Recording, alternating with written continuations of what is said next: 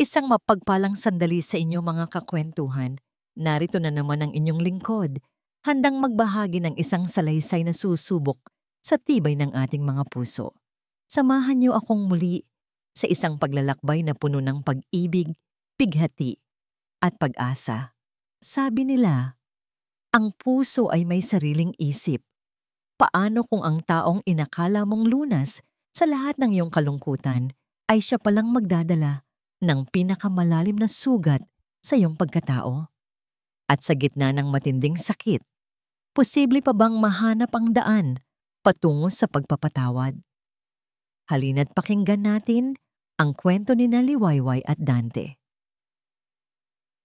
Ang tunog ng isang mamahaling sasakyan na huminto sa harap ng malaking tarangkahan ng Hacienda de la Sombra ay sapat na para mapatigil si Liwayway sa kanyang pag-aalaga sa mga rosas.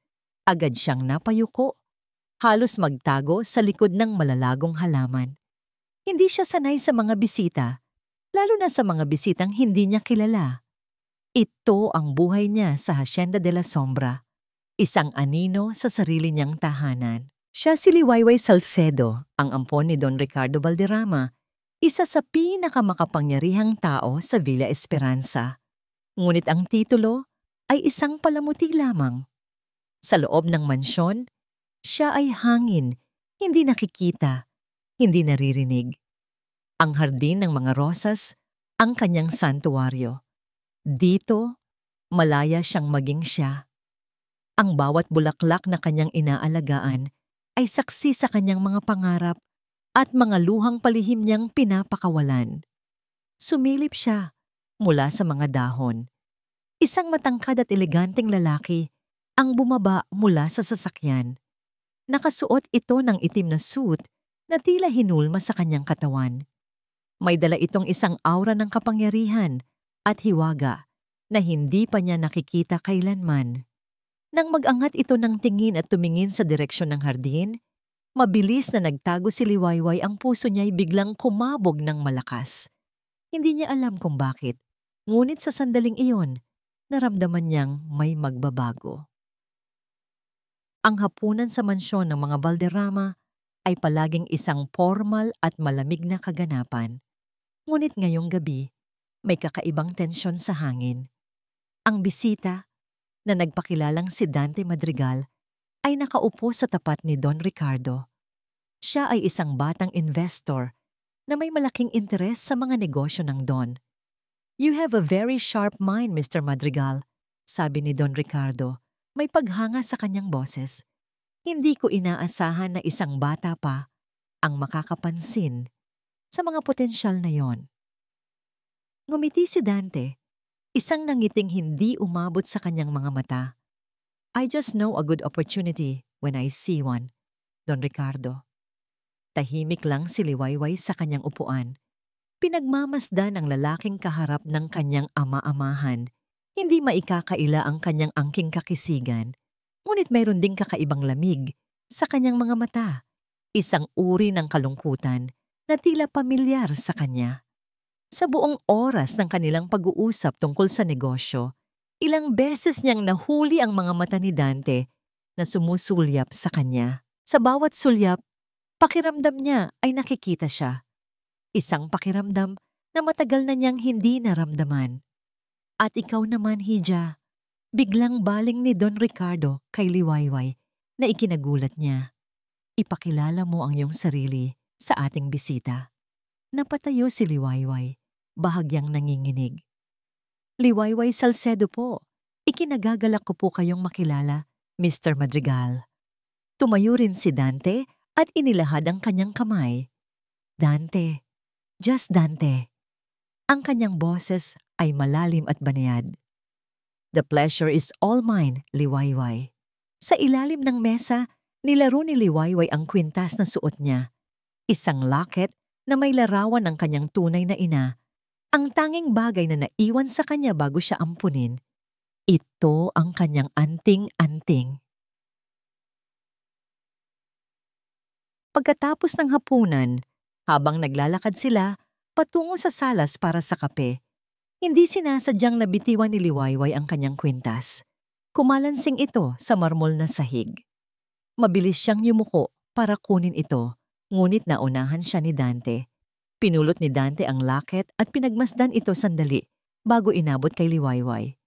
Ingatan mo ito. Mukhang napakahalaga nito sa'yo. Salamat, mahinang sabi ni Liwayway. Nang iabot nito ang kwintas, ang kanilang mga daliri ay nagdikit. Isang kuryenteng gumapang sa kanyang buong pagkatao.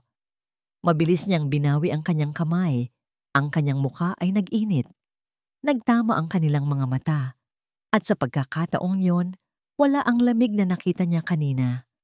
Sa halip, may nakita siyang isang emosyon na hindi niya mapangalanan. Isang bagay na tila pagkaunawa. Nakangiting pinanood sila ni Don Ricardo mula sa di kalayuan. Mukhang magkakasundo kayo ng aking anak, Dante. Humarap si Dante sa Don. Ang nangiti sa kanyang labi ay bumalik. Ngunit ang kanyang mga mata ay muling nanlamig. Isang malaking karangalan po yon, Don Ricardo. Lumapit ang Don at tinapik sa balikat si Dante. Madrigal? Sabi ni Don Ricardo, tila sinusuri ang pangalan. Hindi pamilyar sa akin ang apelidong yan dito sa Villa Esperanza. Saan nagmula ang iyong pamilya? Tumingin si Dante ng diretso sa mga mata ni Don Ricardo. Walang bahid ng pag-aalinlangan. Taga rito rin po, Don. Matagal na panahon na. Ako po si Dante Madrigal. Sa pagbanggit ni Dante ng kanyang buong pangalan, nakita ni Liwayway ang isang bagay na hindi pa niya nakita kailanman sa mukha ng kanyang kinikilalang ama. Nakita niya ang bahagyang paninigas ng kanyang nangiti, ang halos hindi mahahalata, ngunit panandali ang paglamig ng kanyang mga mata. Isang kisap mata lang yon at agad ding nawala. Napalitan ng dati nitong mainit na pakikitungo. Ngunit nakita yon ni Liwayway at hindi niya maintindihan kung bakit.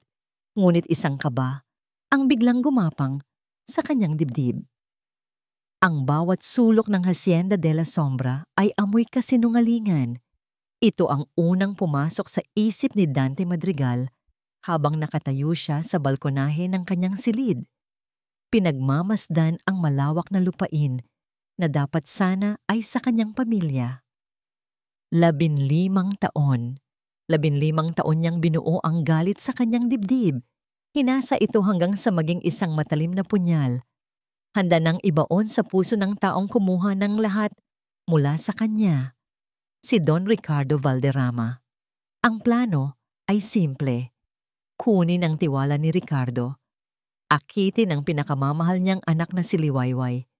At sa araw na pinakahihintay nilang lahat, wasakin ang lahat tulad ng pagwasak sa kanyang pamilya. Si Liwayway ang magiging instrumento, ang kanyang puso, ang magiging susi. Ngunit hindi inaasahan ni Dante na ang susi ay may sariling init. Ang inosenteng titig ni Liwayway noong gabi ng hapunan, ang paraan ng paghawak nito sa locket na tila iyon ng buong mundo niya. May isang bagay sa dalaga na tumagos sa pader ng yelo na matagal na niyang binuo sa paligid ng kanyang puso. Isang kahinaan, bulong niya sa sarili. Pilit iwinawaksi ang imahe ng dalaga sa kanyang isip. Huwag kang magpapadala, Dante. Isa lamang siyang parte ng laro. Himakot. Kinabukasan, sinimulan ni Dante ang kanyang mga galaw. Alam niyang madalas nasa hardin si Liwayway, kaya't doon niya ito hinanap. Ngunit ang kanyang natagpuan ay isang eksenang nagpaalab muli sa kanyang galit. Ano ba, Liway? Ang lampa mo talaga. Sigaw ni Clarissa, ang panganay na anak ni Ricardo, matapos nitong aksidenteng matapunan ng juice ang damit ni Liwayway. Kahit kailan, wala kang ginawang tama. Ampon ka lang naman kasi. Nakayuko lamang si Liwayway, hindi kumikibo habang pinupunasan ng kanyang basang bestida. Ang sakit sa kanyang mga mata ay kitang-kita. At sa sandaling iyon, hindi ang plano ang nagtulak kay Dante na lumapit, kundi isang kakaibang impulso. May problema ba dito? Tanong ni Dante. Ang kanyang boses ay kalmado, ngunit may bigat. Nagulat si Clarissa. Agad itong nagbago ng ekspresyon, naging maamo. "Oh Dante, wala naman. Itong si Liwayway kasi, ang clumsy." Hindi pinansin ni Dante si Clarissa. Lumapit siya kay Liwayway at inabutan ito ng panyo mula sa kanyang bulsa. "Hayaan mo na." Mahinahon niyang sabi. Sapat lang para marinig nilang dalawa. Ang mga magagandang damit ay napapalitan. Ang mahalaga ay ang nasa loob. Tumingala si Liwayway. Ang kanyang mga mata ay may bakas ng luha at pagtataka. Isang maliit na ngiti ang sumilay sa kanyang mga labi. Sa galit na tingin ni Clarissa, inihatid ni Dante si Liwayway palayo sa eksena.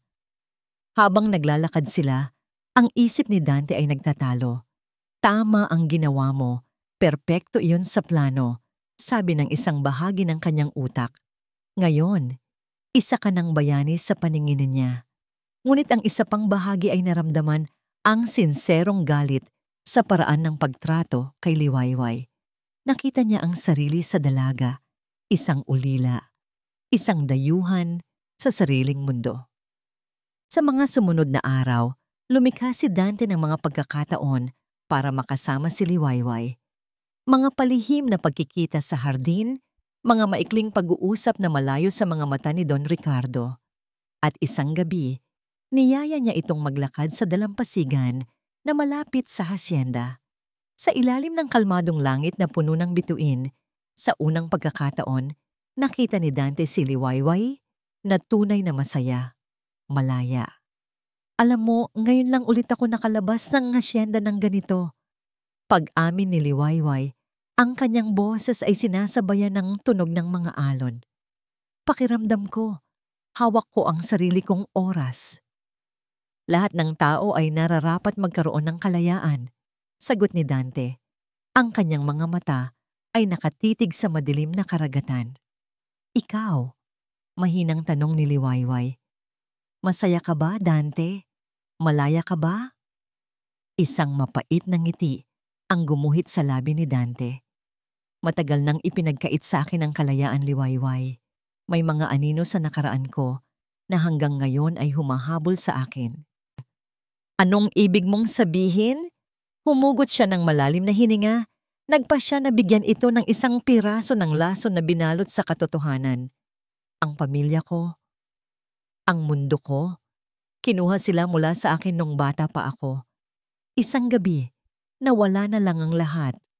Nakita niya ang awa at simpatya sa mga mata ni Liwayway. Lumapit ito at marahang hinawakan ang kanyang braso. "I'm so sorry."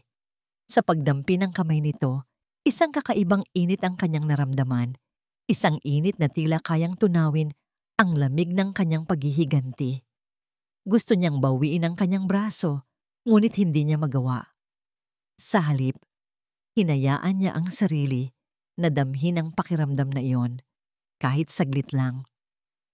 Ang pakiramdam na may nakakaunawa sa sakit na matagal na niyang kinikimkim. Nang gabing iyon, habang pinagmamasdan niya si Liwayway na nakangiti habang naglalaro sa buhangin, isang boses ang bumulong sa kanyang isipan. "Paano mo sisirain ang isang taong nagbibigay sa iyo ng kapayapaan na matagal mo nang hinahanap?" Napailing siya. "Hindi. Lason ng kapayapaang ito.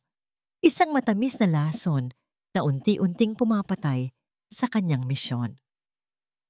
Ilang gabi bago ang nakatakdang pag-alis ni Dante para asikasuhin ang isang negosyo sa Maynila, nakita niya si Liwayway na tahimik na nakaupo sa may bintana, nakatingin sa buwan.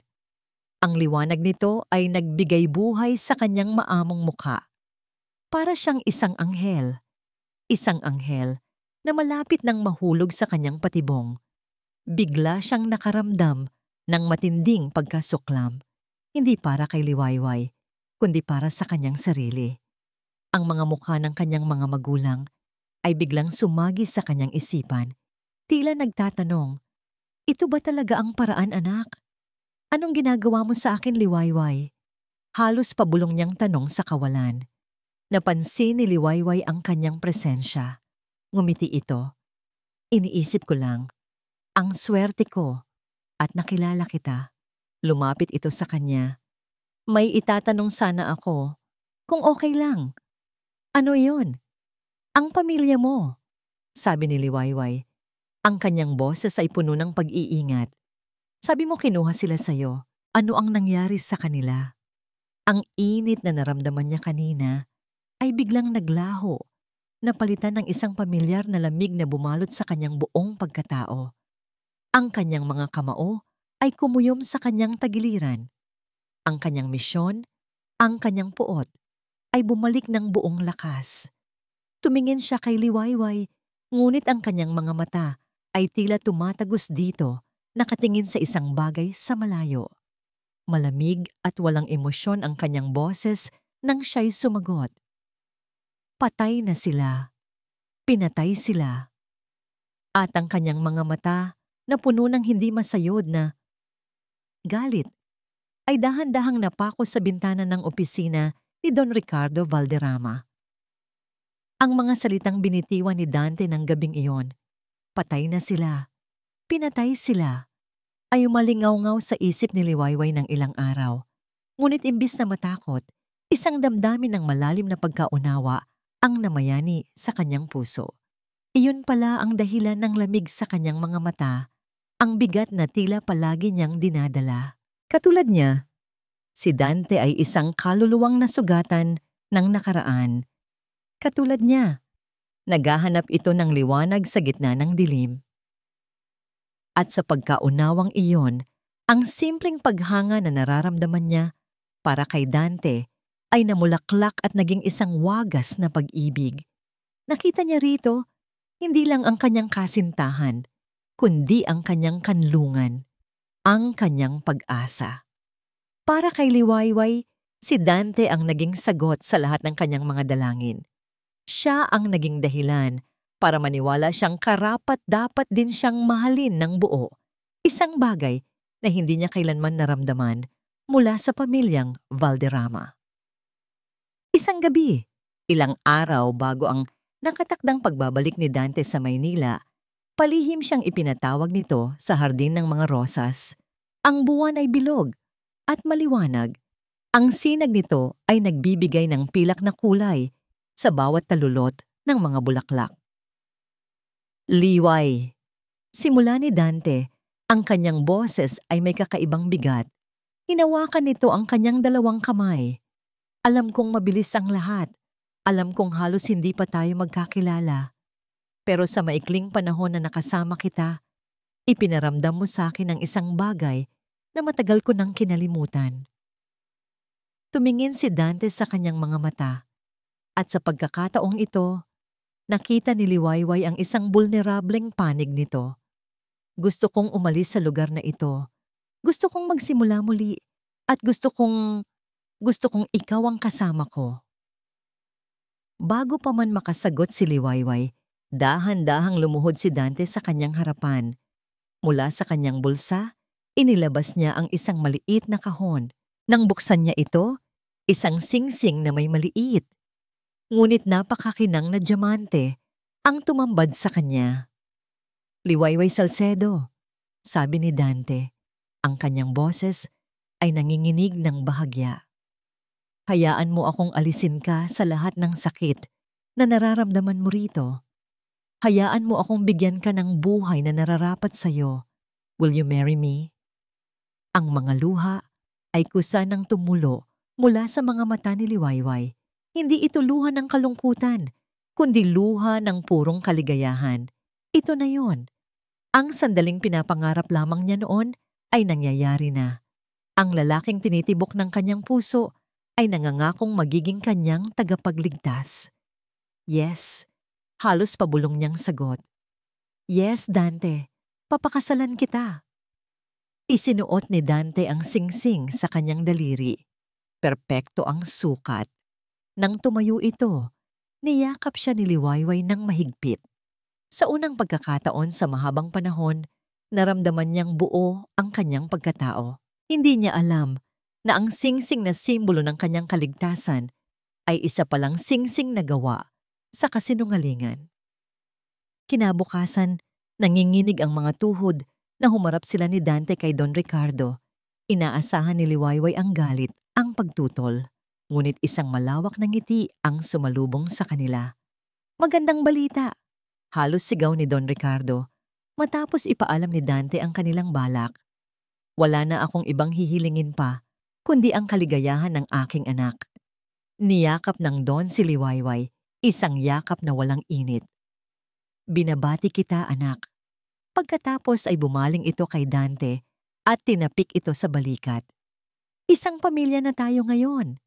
Nakahinga ng maluwag si Liwayway, ngunit habang pinagmamasdan niya ang dalawang lalaki sa kanyang buhay, hindi niya maiwasang makaramdam ng bahagyang kaba. Ang pagpayag ni Don Ricardo ay masyadong madali, masyadong perpekto. Siguraduhin mong paliligayahin mo ang anak ko, Dante. Sabi ni Don Ricardo, ang ngiti ay nasa kanyang labi. Pa rin, ngunit ang kanyang mga mata ay may sinasabing iba, isang babala.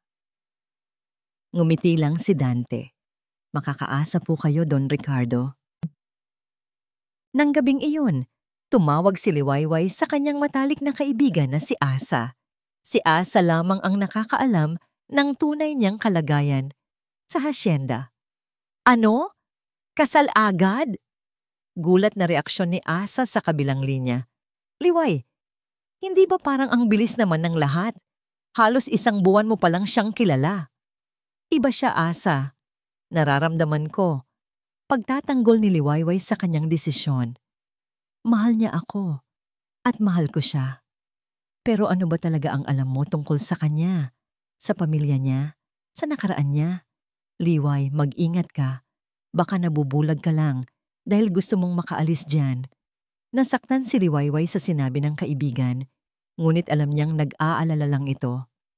Kilala ko siya ng sapat para malaman na mabuti siyang tao. At iyon ang mahalaga. Pinili niyang isantabi ang mga pagdududa. Pinili niyang maniwala sa pag-ibig na inaalok ni Dante. Ito na ang kanyang pagkakataon para maging maligaya at wala nang sinuman o anuman ang makakapigil dito. Isang linggo bago ang kasal, nagsusuka at nahihilo si Liwayway. Inakala niyang dahil lang ito sa stress ng paghahanda. Ngunit nang hindi ito tumigil, bumili siya ng pregnancy test kit mula sa isang botika sa bayan, palihim. Sa banyo ng kanyang silid, nanginginig niyang tiningnan ang resulta. 2 linya, positibo. Napaupo siya sa sahig, ang kanyang kamay ay napahawak sa kanyang tiyan. Magkakaroon sila ng anak ni Dante. Isang pamilya, isang tunay na pamilya. Isang ninangiti ang unti-unting sumilay sa kanyang mga labi, habang ang mga luha ng saya ay muling dumaloy sa kanyang mga pisngi. Ito na ang pinakamagandang regalo na maibibigay niya kay Dante. Napagdesisyonan niya itong ilihim muna. Sasabihin niya ang magandang balita sa mismong araw ng kanilang kasal, sa sandaling sila ay opisyal ng mag-asawa. Ito ang magiging simula ng kanilang bagong buhay, isang buhay na puno ng pagmamahal at katotohanan. O iyon ang kanyang buong akala. Gabi bago ang kasal, ang buong Hacienda de la Sombra ay abala sa mga huling paghahanda. Ngunit sa loob ng silid ni Dante Madrigal, ang tanging naririnig ay ang katahimikan. Isang katahimikang mas maingay pa sa anumang sigaw. Ang baso ng alak sa kanyang kamay ay nanginginig. Bawat tibok ng kanyang puso ay tila isang malakas na dagundong ng pagkakasala. Bukas. Bukas na ang araw na matagal niyang hinintay. Ang araw ng kanyang paghihiganti. Pero bakit imbis na pananabik, isang matinding takot at pagsisisi ang bumabalot sa kanyang buong pagkatao. Dahil sa bawat pagpikit niya, ang mukha ni Liwayway ang kanyang nakikita. Ang dalisay nitong nangiti, ang mga mata nitong puno ng pag-asa at pagtitiwala. Pagtitiwalang malapit na niyang sirain. Ang pag-ibig na ipinaramdam nito sa kanya ay isang liwanag na hindi niya inaasahang magniningning sa madilim na landas na kanyang tinatahak. Hindi ko kaya, bulong niya sa sarili. Hindi ko kayang gawin sa kanya to. Ang pag-ibig niya para kay Liwayway ay nagwagi na. Tinalo nito ang galit na kinupkup niya sa loob ng 15 taon. Ngunit ang tagumpay na ito ay may kasamang pait. Dahil sa pagpili niya kay Liwayway, pakiramdam niya ay tinatalikuran niya ang alaala ng kanyang mga magulang. Kinuha niya ang kanyang pitaka at mula roon ay dinukot ang isang luma at lukot na larawan. Ang larawan ng kanyang mga magulang, masayang magkayakap sa harap ng kanilang maliit na bahay, ang bahay na sinunog at ang lupang kinamkam ni Ricardo Valderrama. Hinaplos niya ang mukha ng kanyang ina sa litrato. Inay, nagsimulang mangilid ang kanyang mga luha. Itay, patawarin niyo ako. Ang kanyang boses ay basag. Ginugol ko ang kalahati ng buhay ko para sa hustisya. Para sa inyo. Pero umibig ako. Umibig ako sa isang babaeng hindi dapat. Inibig ko siya nang higit pa sa galit na nararamdaman ko. Ikinulong niya ang mukha sa kanyang mga palad. Ang mga luhang matagal niyang itinago ay bumuhos na. Humagulgol siya na parang isang batang nawawala. Isang batang muling naramdaman ang sakit ng pagiging ulila. Patawarin niyo ako kung bibiguin ko kayo. Pero hindi ko kayang saktan si Liwayway. Siya na lang ang meron ako. Pagkatapos ng ilang sandali ng pag-iyak, pinunasan niya ang kanyang mga luha. Isang desisyon ang nabuo sa kanyang isipan. Isang desisyon na babago sa lahat. Hindi niya sisirain si Liwayway. Ilalayo niya ito. Bubuo sila ng sarili nilang mundo, malayo sa anino ni Ricardo Valderrama. Ngunit kailangan nitong malaman ang totoo, sa tamang paraan, sa tamang panahon. Kinuha niya ang kanyang cellphone at pinindot ang voice recorder. Huminga siya ng malalim, pinipilit na patatagin ang kanyang boses. Liwayway, kung pinakikinggan mo ito, ibig sabihin ay mag-asawa na tayo. At handa na akong sabihin sa iyo ang lahat. Nanginginig ang kanyang boses sa simula. Ang pangalan ko ay Dante Madrigal. Ang mga magulang ko ay sina Lino at Elena Madrigal. Sila ang dating may-ari ng lupang kinatitirikan ngayon ng Hacienda de la Sombra. Huminga siya ng malalim. Pinatay sila Liway. Pinatay sila ni Ricardo Valderrama para makuha ang lahat ng pag-aari namin. Dumating ako rito para maghiganti eh. Ang plano ko, ang masakit na plano ko, ay gamitin ka para saktan siya, para wasakin ang pinakamamahal niyang anak sa araw mismo ng kasal. Tumigil siya sandali. Pinipigilan ang paghikbi. Pero nagkamali ako. Nagkamali akong isipin na ang puso ng tao ay isang laruan na pwede kong paglaruan. Mula sa unang araw na nakita kita sa hardin, may nagbago sa akin. Ipinakita mo sa akin na posibleng mahanap ang liwanag kahit sa pinakamadilim na lugar. Minahal kita, Liway. Minahal kita ng totoo. At ang pagmamahal na yon ang sumira sa lahat ng plano mo ko. Patawarin mo ako sa kasinungalingan ko. Patawarin mo ako sa sakit na idudulot ng katotohanan ito. Pero maniwala ka, ang pagmamahal ko sa'yo, iyon lang ang tanging bagay na totoo sa buhay ko ngayon. Itinigil niya ang recording at itinago ito sa isang secure folder sa kanyang telepono. Ito ang kanyang magiging katibayan. Ito ang kanyang magiging pagsisisi. Dala ang bagong determinasyon, nilapitan niya si Don Ricardo na nag-iisang umiinom ng brandy sa kanyang opisina. Don Ricardo, sabi ni Dante. Dante, iho, halika. Uminom ka, isang tagay, para sa huling gabi mo bilang binata. Nakangiting sabi ng matanda. Hindi na po. Nais ko lang sabihin na pagkatapos ng kasal bukas, aalis na kami ni Liwayway. Nawala ng bahagya ang nangiti ni Don Ricardo. Aalis? Saan kayo pupunta? Malayo po rito. Matigas na sagot ni Dante. Magsisimula kami ng bagong buhay. Kaming dalawa lang. Ito ang kanyang paraan ng pagsasabi na tapos na ang laro. Hindi na niya kailangan ng yaman o ang koneksyon ni Ricardo. Si Liwayway lang ang kailangan niya. Tinitigan siya ni Don Ricardo ng ilang segundo.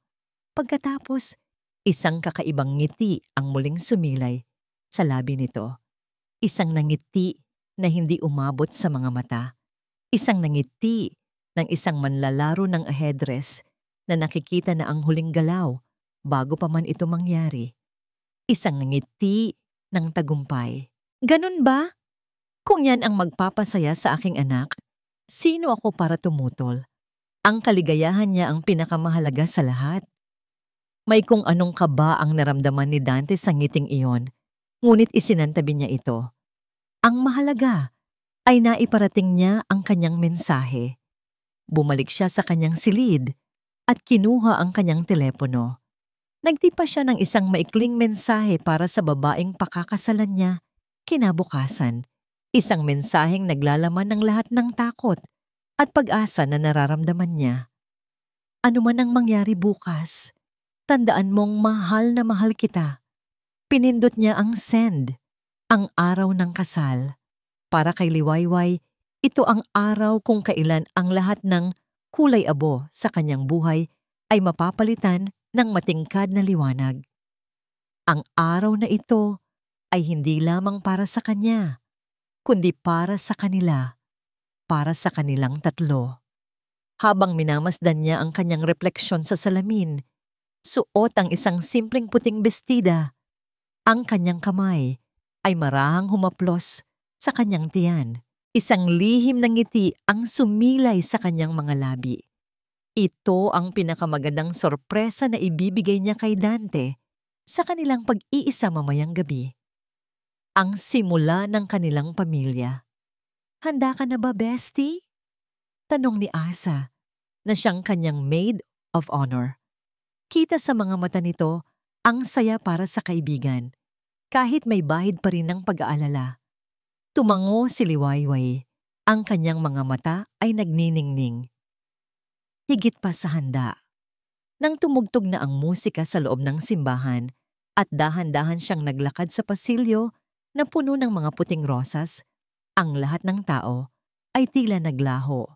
Ang tanging nakikita niya ay ang lalaking naghihintay sa kanya sa dulo ng altar. Si Dante. Nakatayo ito roon, napakakisig sa kanyang barong Tagalog. Nang magtama ang kanilang mga mata, nakita ni Liwayway ang bahagyang pangingilid ng luha sa mga mata nito. Mga luha ng kaligayahan. Nawala ang lahat ng kanyang munting kaba. Ang pagmamahal na nakikita niya sa mga mata ni Dante ay sapat na para burahin ang lahat ng pagdududa sa mundo. Mahal kita. Walang tunog na bigkas ng mga labi ni Dante habang papalapit siya. Mahal na mahal din kita. Pabalik na bulong ng puso ni Liwayway. Ang seremonya ay parang isang panaginip. Ang bawat salita ng pari ay tila isang matamis na himig na naglalapit sa kanilang dalawang puso. Hawak ni Dante ang kanyang kamay ng mahigpit. Ang init nito ay gumagapang sa kanyang buong pagkatao. Pakiramdam niya ay ligtas siya. Pakiramdam niya ay sa wakas, natagpuan na niya ang kanyang tahanan. At ngayon, sabi ng pari, nakangiti sa kanilang dalawa. Sa kapangyarihang ipinagkaloob sa akin, malugod ko kayong ipinapahayag na. Ngunit hindi natapos ng pari ang kanyang sasabihin. Isang matinis na tunog ng feedback ang biglang umalingaw-ngaw mula sa mga speaker ng simbahan na sinundan ng isang biglaang katahimikan. Nagkatinginan ang mga bisita, nagtataka. Nagkunho na tumingin si Liwayway kay Dante na nakakunot din ang noo. At pagkatapos, isang boses ang pumuno sa buong simbahan. Isang boses na kilalang kilala ni Liwayway. Ang boses ni Dante. Hindi ko siya mahal. Kailanman ay hindi ko siya mamahalin. Nanigas si Liwayway. Ano ito? Isang masamang biro, isang sorpresa. Tumingin siya kay Dante na ang mukha ay biglang namutla na parang papel. Ang pagkagulat sa mukha nito ay mabilis na napalitan ng purong sindak. At ang boses mula sa speaker ay nagpatuloy, malamig at walang awa. Gagamitin ko siya.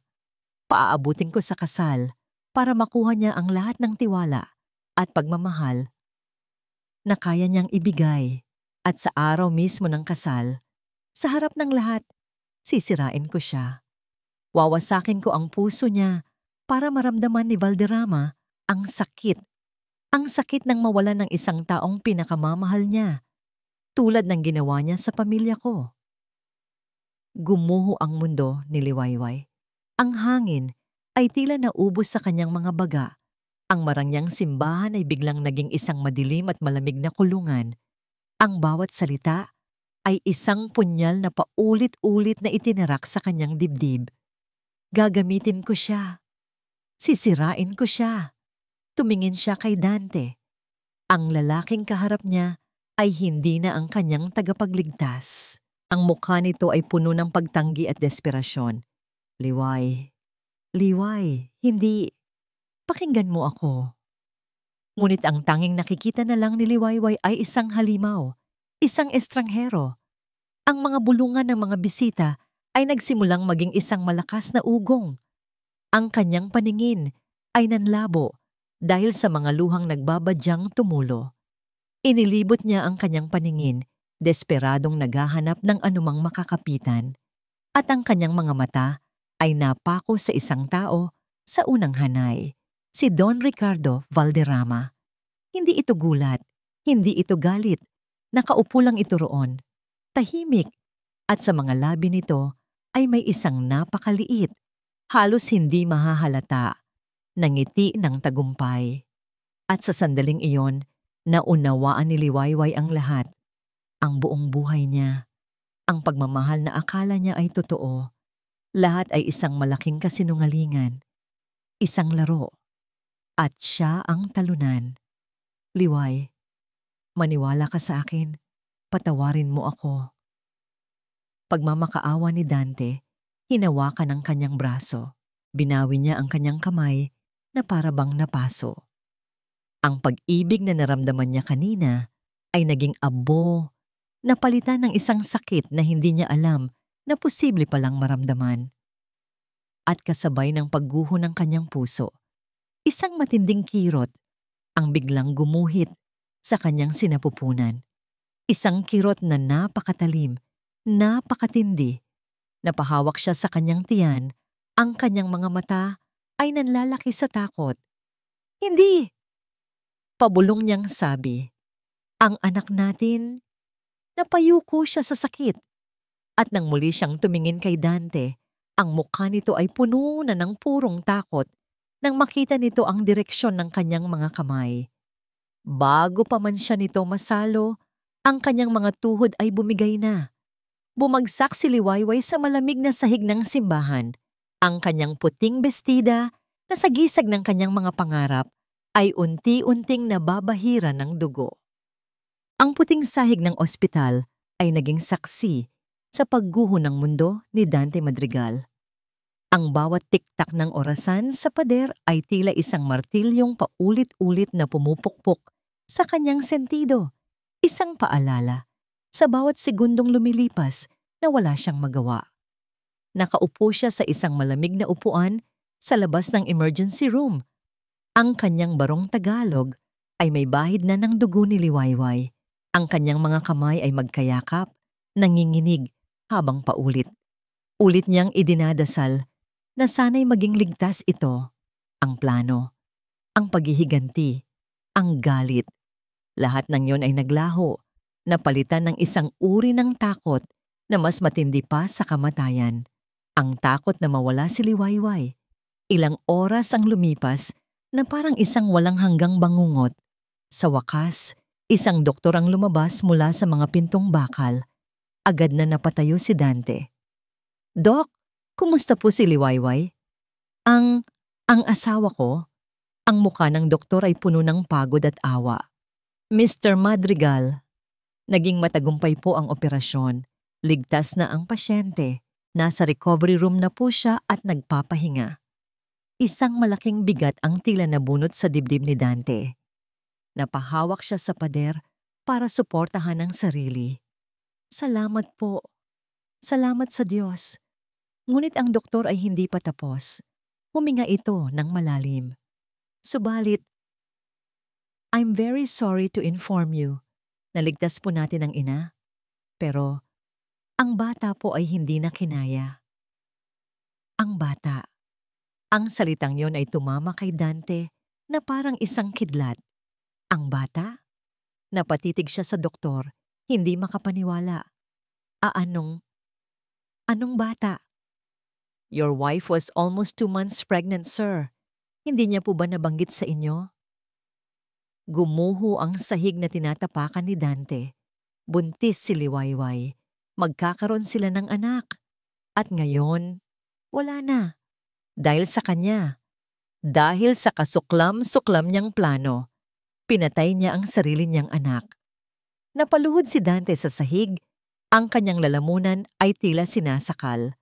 Walang luhang lumabas. Tanging isang tahimik at masakit na sigaw ng isang kaluluwang tuluyang nawasak. Wante. Nang tangkain niyang puntahan ang silid ni Liwayway, 2 security guard ang humarang sa kanya. Pasensya na po, sir. Utos po ni Don Ricardo. Bawal daw po kayong lumapit kay Ma'am Liwayway. Anong karapatan niyang gawin yon? Asawa ko ang nasa loob. Sigaw ni Dante. Siya ang nagbabayad ng lahat ng ito, kaya't siya ang nasusunod. Isang pamilyar na boses ang nagsalita mula sa kanyang likuran. Si Don Ricardo. Nakatayo ito roon. Ang kanyang mukha ay isang perpektong maskara ng isang amang nagdadalamhati at nagngingit-ngit sa galit. Hayop ka! Sigaw ni Ricardo. Lumapit ito at sinuntok si Dante sa mukha. Bumagsak si Dante sa sahig. Pinatay mo ang apo ko. Sinira mo ang buhay ng anak ko. Tumayo si Dante. Pinunasan ang dugo sa kanyang labi. Ngayon, malinaw na ang lahat. Ang ngiti ni Ricardo kagabi. Ang perpektong tiyempo ng recording.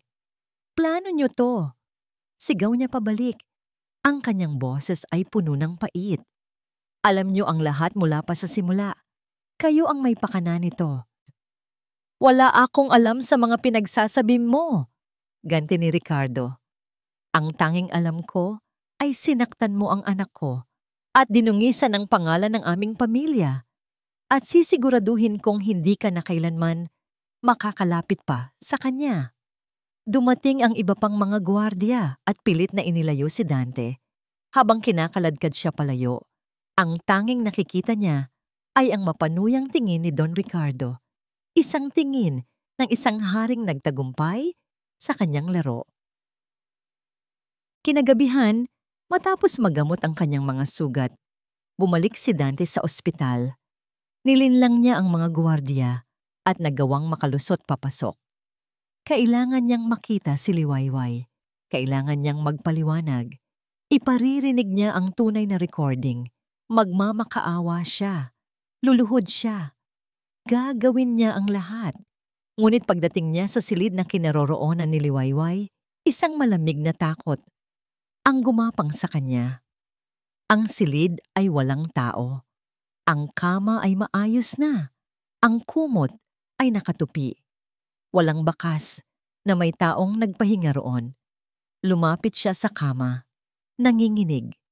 May naamoy siyang isang pamilyar na pabango. Ang pabango ni Liwayway. Ngunit wala na ito. Sa ibabaw ng maliit na mesa sa tabi ng kama, may isang nakatuping papel. Ang sulat kamay ay kay Liwayway. Mabilis niya itong binuksan. Iilang salita lamang ang nakasulat. Maikli, malamig, at matalim. Ang pagmamahal ko sa iyo ay naging abo. Huwag mo na akong hahanapin. Bagsak ang mga balikat na napaupo si Dante sa kama. Abo. Tulad ng abo ng kanilang bahay. Tulad ng abo ng kanyang mga pangarap. Tapos na ang lahat. Ngunit habang nakatitig siya sa kawalan, isang tanong ang pumasok sa kanyang isip. Paano? Paano siya nakaalis ng ganito kabilis? Sa kanyang kondisyon at doon, naunawaan niya ang huling piraso ng palaisipan. Ang mga gwardiya, ang utos ni Don Ricardo, ang pagbabawal sa kanya na lumapit, ang biglaang pagkawala ni Liwayway. Hindi siya umalis ng kusa. Itinago siya. Itinago siya ni Don Ricardo Valderrama. Ang lahat ng ito, mula sa simula hanggang sa wakas, ay nasa ilalim ng kontrol ng matandang demonyo. Siya ay naging isang tau-tauhan lamang sa isang mas malaki at mas malupit na laro. Isang malamig na galit, mas malalim at mas madilim kaysa sa dati, ang nagsimulang umusbong sa puso ni Dante. Hindi na ito tungkol sa paghihiganti para sa kanyang mga magulang. Ito ay tungkol kay Liwayway. Hahanapin niya ito. Kahit anong mangyari, hahanapin niya ito. Siyempre ba, 2 taon. Sa loob ng 2 taon, maraming pwedeng magbago. Ang isang sugat ay maaaring maghilom, ngunit mag-iiwan ito ng peklat. Isang permanenteng paalala sa sakit na pinagdaanan. Para kay Liwayway Salcedo, ang kanyang peklat ay hindi nakikita sa balat. Ito ay nakaukit sa kanyang puso, sa kanyang kaluluwa, ngunit hindi niya hinayaang maging lason ang peklat na yon. Sa halip, ginawa niya itong kalasag. Mang Tonyo, alam nating pareho na masyadong mataas ang presyong yan para sa kalidad ng mga butil ng kape na dala ninyo ngayon. Sabi ni Liwayway, ang kanyang boses ay kalmado ngunit matatag. Nakaupo siya sa likod ng isang maliit na mesa sa kanyang opisina. Kaharap ang isang supplier na halos doble ang kanyang edad. Pero Ma'am Liway, tumaas na po talaga ang lahat. Katwiran ng matanda. Naiintindihan ko po iyon. Sagot ni Liwayway, hindi nagbabago ang ekspresyon. Pero ang kasunduan natin ay para sa premium beans. Kung hindi ninyo kayang ibigay iyon sa dating presyo, kailangan kong maghanap ng iba. Napakamot sa ulo si Mang Tonyo. Alam niyang talo na siya. Ang babaeng nasa harap niya ay hindi basta-bastang mapapasunod. Sige na nga po, ma'am. Sa susunod, sisiguraduhin kong ang pinakamataas na kalidad ang dadalhin ko. Salamat, Mang Tonyo. Inaasahan ko yan. Ngumiti si Liwayway, isang ngangiting profesional. Ito na si Liwayway ngayon, hindi na ang mahiyain at palaging naghahanap ng pag-apruba na babae mula sa Hacienda de la Sombra. Siya na ngayon ang may-ari ng Hiraya, isang maliit ngunit matagumpay na coffee shop at flower garden sa isang mataong lungsod na malayo sa Villa Esperanza. Ang Hiraya, isang salitang nangangahulugang ang bunga ng mga pangarap. Ito ang pangarap na binuo niya mula sa abo ng kanyang nakaraan. Grabe ka, bestie! Nakita ko kung paano mo pinaamo si Mang Tonyo kanina. Natatawang sabi ni Asa habang nagtitimpla ng kape sa counter. Si Asa, ang kanyang matapat na kaibigan, ay sumama sa kanya sa pag-alis at ngayon ay siyang manager ng Hiraya. Kailangan lang maging patas, sagot ni Liwayway habang inaayos ang mga bulaklak sa isang florera. Patas o nakakatakot? Biro ni Asa. Lumapit ito at inabutan siya ng isang tasa ng mainit na tsokolate. Pero seryoso, Liway, I'm so proud of you. Tingnan mo ang lahat ng naipatayo mo, mag-isa. Ngumiti si Liwayway. Isang tunay na ngiti sa pagkakataong ito. Hindi ako mag-isa. Kasama kita. Naupo sila sa isang sulok ng cafe. Pinagmamasdan ng mga customer na dumarating. Kumusta ang tulog mo? Mahinang tanong ni Asa. Nawala ang nangiti ni Liwayway. Ganoon pa rin. May mga gabi pa ring hindi na niya itinuloy. Alam ni Asa kung ano ang ibig niyang sabihin. Ang mga bangungot, 2 taon na. Pero ang alaala ng araw na yon, ang malamig na boses mula sa speaker, ang sakit, ang dugo, ay sariwa pa rin. Ito ang multo na kasama niya sa bawat gabi. Nga pala, sabi ni Asa, tila gustong ibahin ang usapan. Kinuha nito ang isang dyaryo sa ilalim ng counter. Nakita mo na ba to? Itinuro nito ang isang artikulo sa business section. Ang headline, Madrigal Corp. Continues hostile takeover bid against Valderrama Holdings. Napatitig si Liwayway sa pangalang hindi na niya inasahang makikita pa, Madrigal. At sa ilalim nito, isang maliit na larawan ng isang lalaking nakasuot ng business suit. Mas payat ito, mas seryoso ang mukha, ngunit walang duda. Si Dante, isang pamilyar na kirot ang kumislot sa kanyang dibdib. Isang kirot na matagal na niyang sinusubukang ibaon sa limot. Pinapabagsak niya ang kumpanya ni Don Ricardo. Sabi ni Asa, matagal na itong nangyayari. Sabi sa balita, personal daw ang laban. Wala akong pakialam.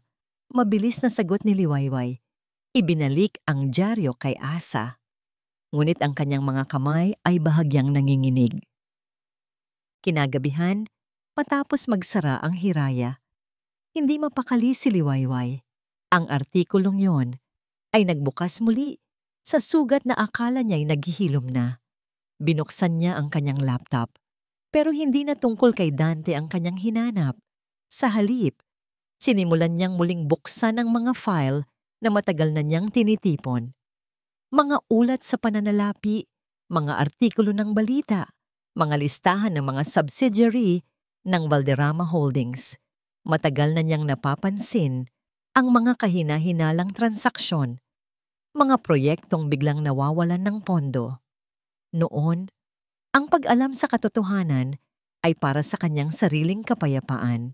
Ngayon, habang tinitingnan niya ang komplikadong web ng mga numero at pangalan, isang bagong determinasyon ang nabuo sa kanya.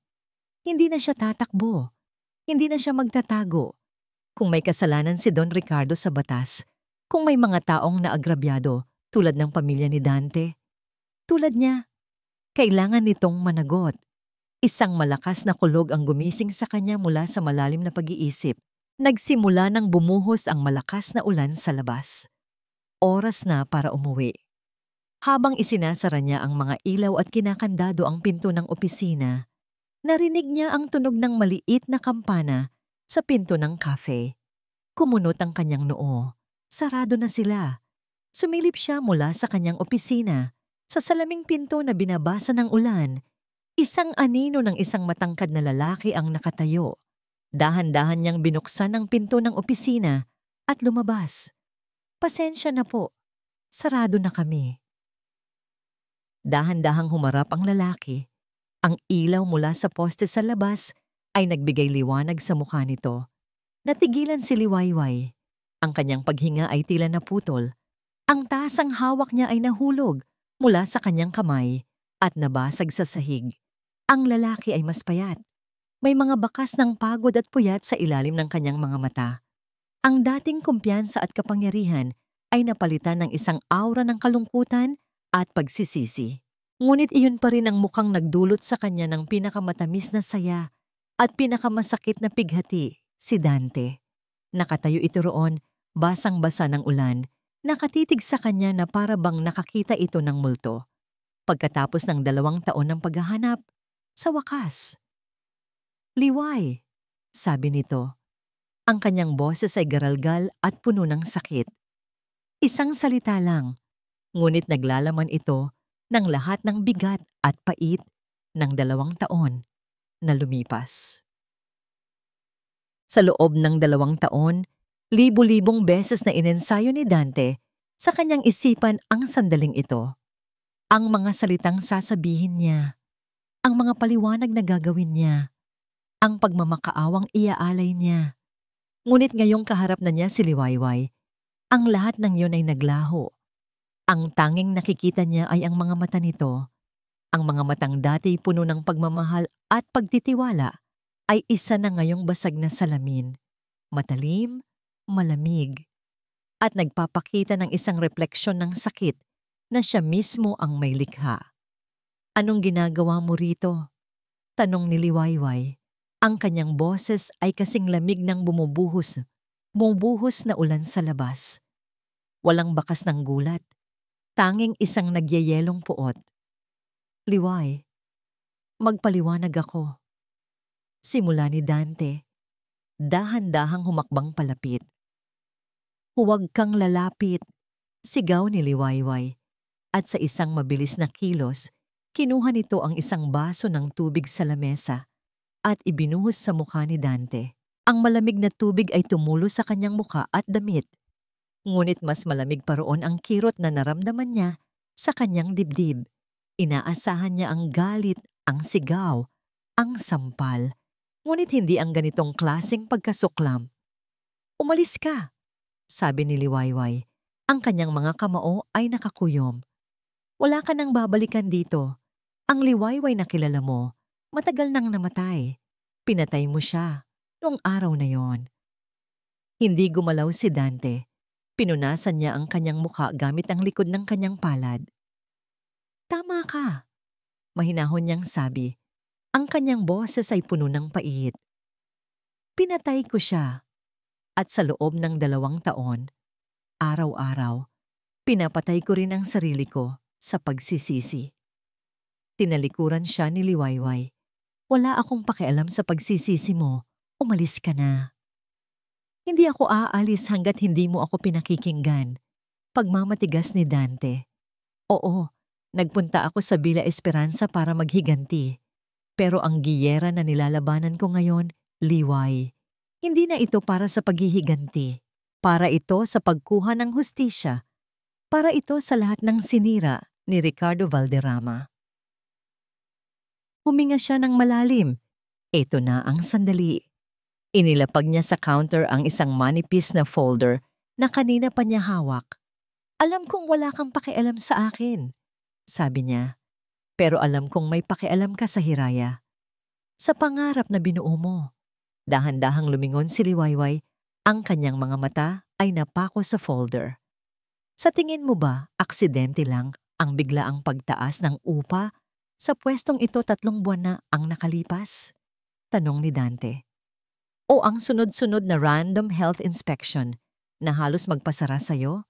O ang mga supplier na biglang ayaw na mag-deliver sa'yo?" Binuksan ni Dante ang folder. Sa loob ay mga dokumento, mga ulat.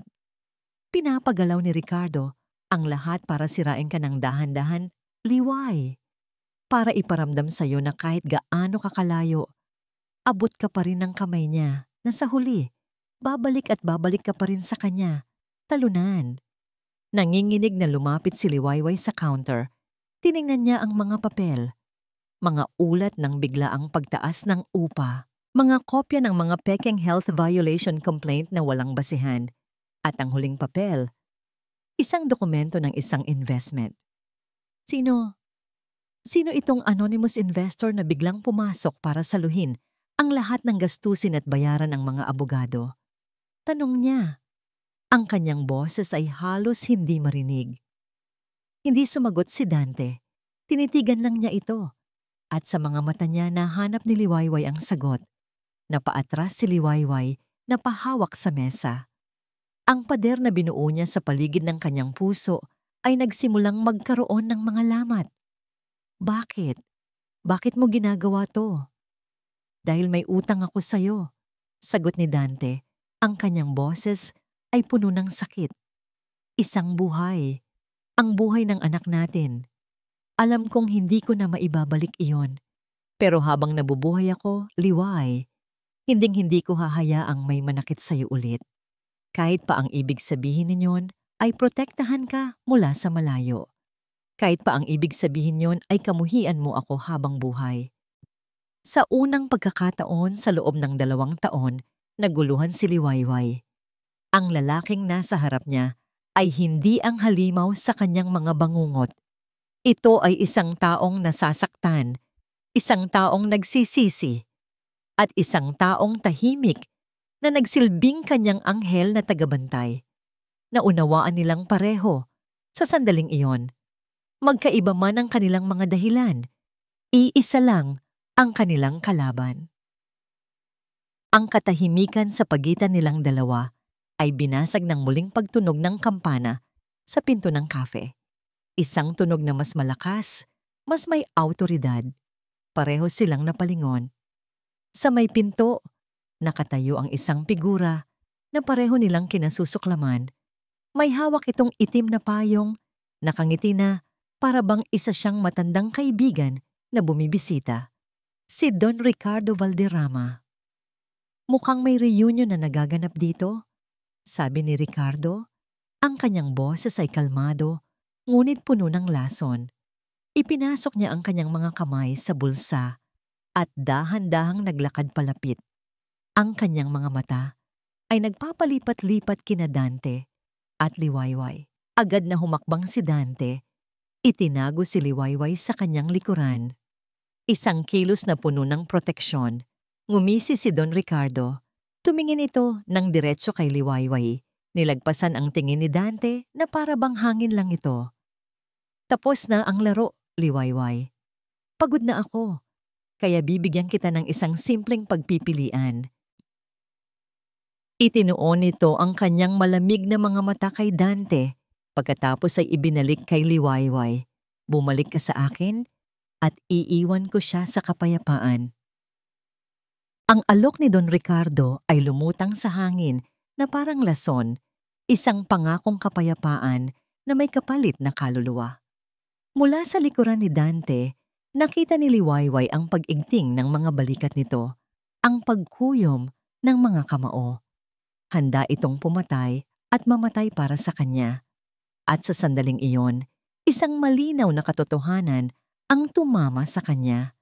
Tapos na ang pagtatago. Tapos na ang pagtakbo. Kung hahayaan niyang si Dante ang lumaban sa labang ito, habang buhay siyang magiging biktima. Ngunit kung siya mismo ang tatayo, kung siya mismo ang haharap sa multo ng kanyang nakaraan, mababawi niya hindi lang ang kanyang buhay, kundi pati na rin ang kanyang kapangyarihan. Sa isang kilos na ikinagulat nilang dalawa, marahan niyang itinulak si Dante sa gilid at humakbang paharap. Liway, anong ginagawa mo? Nag-aalalang tanong ni Dante. Hindi niya ito pinansin. Ang kanyang mga mata ay nakatuon lamang kay Don Ricardo. Pinilit niyang ibalik ang dating kahinaan sa kanyang mukha, ang dating takot sa kanyang mga mata. Isang huling pag-arte, ang pinakamahalagang pag-arte ng kanyang buhay. Tama po kayo, sabi niya. Ang kanyang boses ay nanginginig at basag. Pagod na rin po ako. Nakita niya ang pagtataka at sakit sa mga mata ni Dante. Nakita niya ang pagmamalaki at tagumpay sa mga mata ni Don Ricardo. Mabuting bata, sabi ni Ricardo. Ang ngiti nito ay lumawak. Halika, umuwi na tayo sa hasyenda. Pero bago po iyon, pagpapatuloy ni Liwayway, pinipigilan ang sariling masuka sa bawat salitang lumalabas sa kanyang bibig. Gusto ko lang pong malaman, para matahimik na ang isip ko.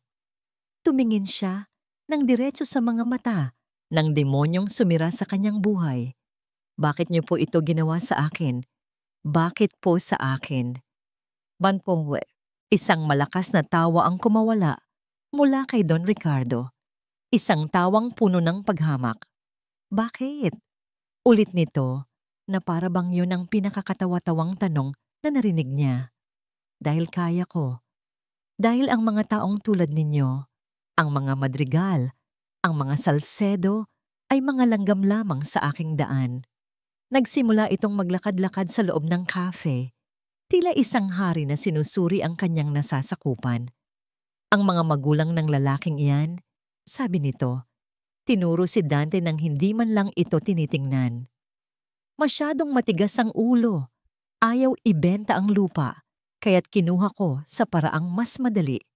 Negosyo lang. Naramdaman ni Liwayway ang pagnanais ni Dante na sumugod, ngunit isang bahagyang pag-iling mula sa kanya ang pumigil dito. Hintay, sabi ng kanyang mga mata, magtiwala ka sa akin. At ikaw, Liwayway, pagpapatuloy ni Ricardo, huminto ito sa kanyang harapan. Huwag mong isipin na minahal kita. Ikaw ang aking tropeyo, ang buhay na simbolo ng pagkapanalo ko laban sa pinakamalaki kong karibal, ang tunay mong ama. Namatay siyang pulubi dahil sa akin. At inampon kita para araw-araw maaalala ko kung gaano ako kadakila. Ang bawat salita ay isang sampal. Ngunit tiniis ni Liwayway ang sakit. Hindi siya kumurap. Ang lahat ay perpekto. Pagmamalaki pa nito. Hanggang sa dumating siya at umibig ka. Akala ninyo, nalinlang ninyo ako? Ako ang naglaro sa inyong dalawa. Nang malaman kong nagmamahalan na kayo, na balak na niyang itigil ang paghihiganti, kailangan kong kumilos. Kaya't ako mismo ang naglabas ng recording sa simbahan. Ang makita ang pagbagsak ninyong dalawa ng sabay. Iyon ang pinakamatamis kong tagumpay. Tumingin ito sa kanya. Ang mga mata ay puno ng pagkasuklam. Dahil lahat kayo ay mga laruan ko lamang, mga tau-tauhan sa aking entablado, at ako ang nag-iisang direktor. Sa pagtatapos ng kanyang mga salita, ang katahimikan ay muling bumalot sa hiraya. Ang tanging maririnig ay ang patak ng ulan at ang mabibigat nilang paghinga. At sa katahimikang yon, dahan-dahang nagbago ang anyo ni Liwayway. Ang takot sa kanyang mga mata ay naglaho, napalitan ng isang matigas at matatag na determinasyon. Ang panginginig ng kanyang boses ay nawala. Tapos na po ba kayo? Tanong niya. Ang kanyang boses ay malinaw at malakas. Dahil kung tapos na kayo, tapos na rin ang laro ninyo. Kumunot ang noo ni Don Ricardo, naguguluhan, sa biglaang pagbabago. Sa pagkakataong yon, humakbang si Dante mula sa pagkakatago sa isang sulok. Hawak niya ang kanyang cellphone, ang screen ay nakabukas sa isang voice recording app. Dahan-dahan niyang pinindot ang stop button. Ang maliit na pag-click ay umalingaw-ngaw sa buong silid na parang isang putok ng baril. Nakuha ko ang lahat, sabi ni Dante. Kasabay noon, ang tunog ng mga sirena ng pulis ay nagsimulang marinig mula sa malayo, papalapit, palakas ng palakas. Ang mukha ni Don Ricardo ay nag-iba-iba mula sa pagkalito, patungo sa pagkaunawa, at sa huli, sa purong galit ng isang hayop na nasukol. Mga traidor! Sigaw nito. Sa isang mabilis na kilos na walang sino man ang inaasahan, bumunot ito ng baril mula sa loob ng kanyang Amerikana. Hindi ito itinutok kay Dante. Itinutok nito ang baril sa babaeng siyang dahilan ng kanyang pagbagsak. Kay Liwayway, kung babagsak ako, isasama kita. Walang pag-aalinlangan. Walang segundo ng pag-iisip. Liway! Sumigaw si Dante at tumakbo. Iniharang ang kanyang sarili sa pagitan ni Liwayway at ng baril. Niyakap niya ito ng mahigpit. Tinalikuran ang panganib.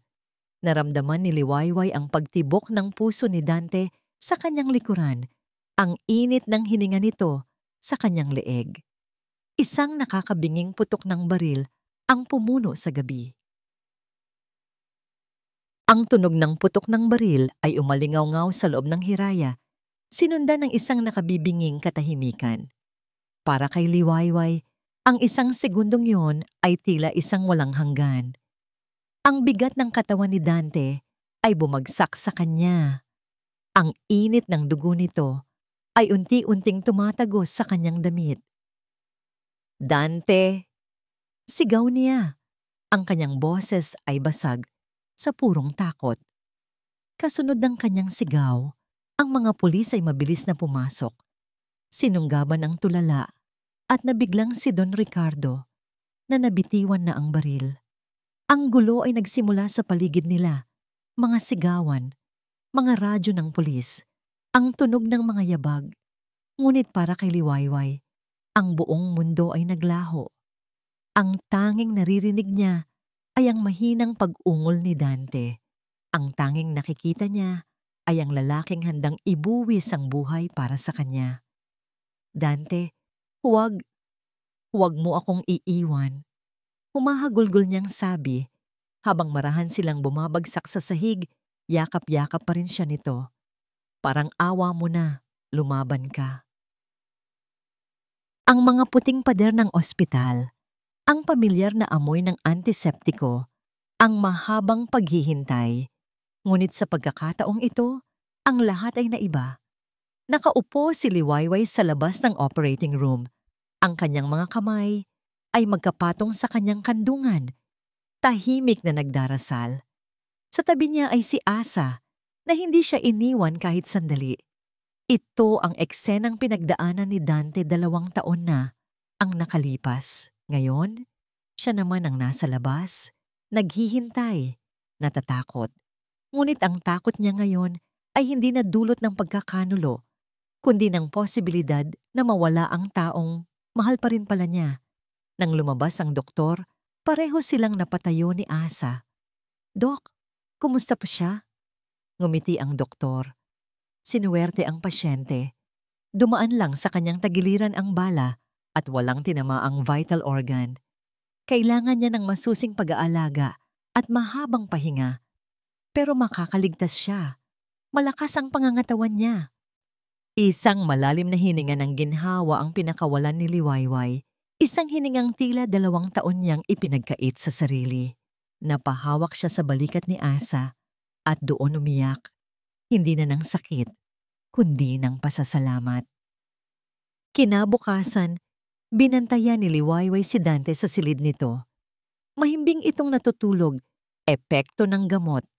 Pinagmasdan niya ang mukha nito, ang mga bakas ng pagod, ang bahagyang gatla sa pagitan ng mga kilay, ang kapayapaan sa kanyang paghinga.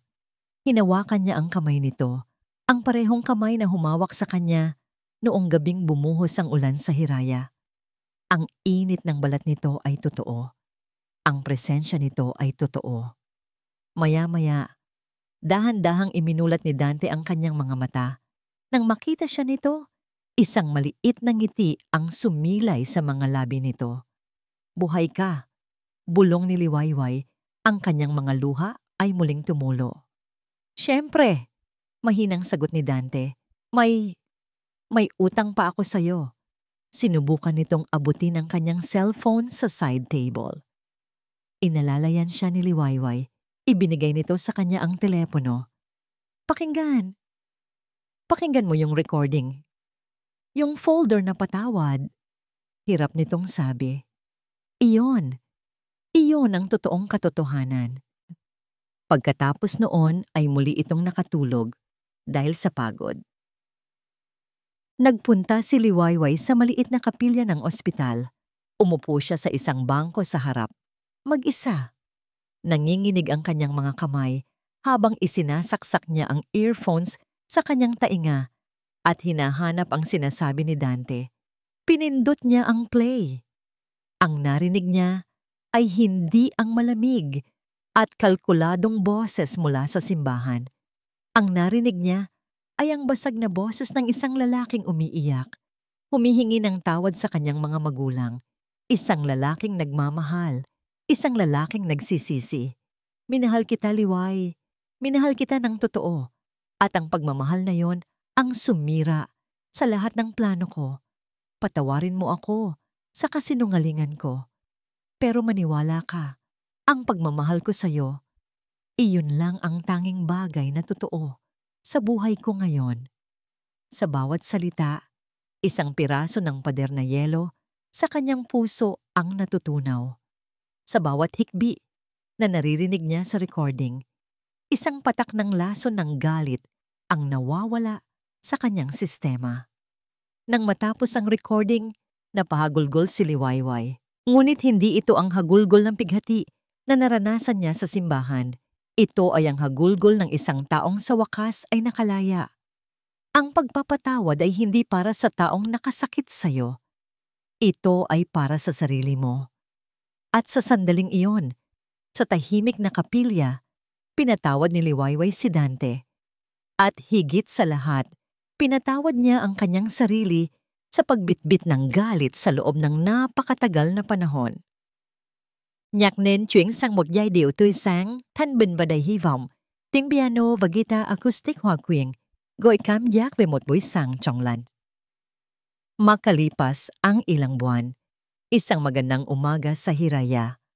Ang amoy ng bagong timplang kape ay humahalo sa halimuyak ng mga rosas sa hardin. Sa labas, sa gitna ng mga bulaklak, abala si Liwayway sa pag-aalis ng mga tuyong dahon. Hindi na siya nag-iisa. Sa tabi niya, si Dante na may pilat pa rin sa tagiliran ngunit malakas na, ay nagdidilig ng mga halaman, walang malalaking salita, walang mga dramatikong pangako. Ang mayroon lang ay isang komportableng katahimikan, isang pag-unawang hindi na kailangan pang bigkasin. Ang kanilang pagmamahalan ay sinubok ng apoy, at ang natira ay isang bagay na mas matibay, mas totoo. Mukhang maganda ang magiging bunga nila ngayong taon, sabi ni Dante. Tinutukoy ang mga rosas. Ngumiti si Liwayway. Inalagaan kasi nating mabuti. Tumayo sila, magkatabi. Pinagmamasdan ang kanilang hardin. Hinawakan ni Dante ang kamay ni Liwayway. At sa pagkakataong ito, hindi na ito binawi ni Liwayway. Sa halip, hinigpitan niya ang hawak dito. Sabay nilang pinanood ang pagsikat ng araw sa silangan. Ang mga sinag nito ay nagbibigay ng gintong kulay sa buong paligid.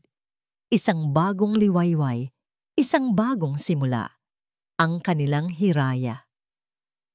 At dito nagtatapos ang kwento ni na Liwayway at Dante. Isang taos-pusong pasasalamat po sa inyong lahat, sa bawat isa sa inyo na sinamahan kami sa paglalakbay na ito. Mula sa unang kabanata hanggang sa huling sandali, ang inyong pakikinig ay naging inspirasyon at lakas para sa amin upang bigyang buhay ang bawat eksena at damdamin. Habang isinusulat namin ang salaysay na ito, kami man ay dinala sa isang roller coaster ng emosyon. Naramdaman namin ang pait ng pagkakanulo, ang bigat ng pagsisisi, at ang matamis na ginhawa ng pagpapatawad. Ang kwento ni Liwayway at Dante ay isang paalala sa ating lahat na ang landas ng pag-ibig ay hindi palaging patag at madali. May mga pagkakataong madarapa tayo, masasaktan, at iisiping wala ng pag-asa. Ngunit ito rin ang aral na nais naming iwan sa inyong mga puso. Ang tunay na katatagan ay hindi nasusukat sa hindi pagkakamali, kundi sa kakayahang bumangon, maghilom, at matutong magpatawad. Ang pagpapatawad ay isang regalong ibinibigay natin sa ating sarili, isang susi na nagpapalaya sa atin mula sa bigat ng nakaraan. Sana po, saan man kayo sa mundo, ay baunin ninyo ang pag-asa na hatid ng bagong Liwayway. Muli, maraming salamat po. Inaasahan naming mabasa ang inyong mga saloobin at damdamin sa comment section. Hanggang sa ating susunod na pagkukwentuhan,